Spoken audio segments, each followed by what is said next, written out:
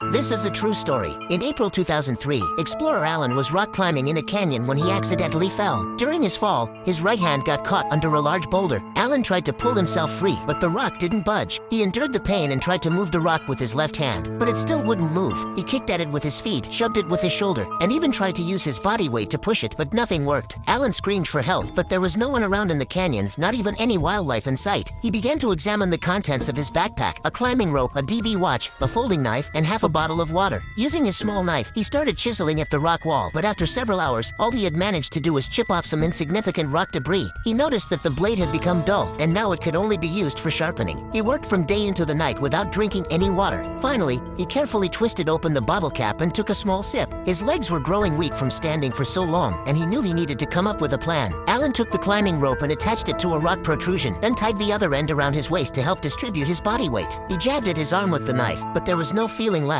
After being trapped for 24 hours, the cells in his arm began to die. That night, he bundled everything he had to keep warm, opened the last packet of bread, and ate a small bite. He drank a little more water, then spent the third day trying to find a way to escape. Alan wrapped the climbing rope several times around the boulder, securing it tightly. He connected it to the rope above using a carabiner, creating a rudimentary pulley system. He pulled with his hands, pushed with his feet, and used his body's momentum to try and move the rock, but it still wouldn't budge. He began to analyze his situation, taking out a straw and tying it around his arm to stop the bleeding, then tightening it with the carabiner. He took out his knife, plunged it into his arm, and blood began to pour out. But the bone was too hard, and he couldn't cut through it. He used all his strength to break the bone, and the first one snapped. He continued, and the second bone broke as well. He laughed to cover the pain. After an hour, Alan finally succeeded in severing his arm. The limb was left wedged in the gap between the rocks. He quickly bandaged the wound, grabbed his gear, and prepared to leave. Alan took a photo of his severed arm, turned, and walked out of the canyon.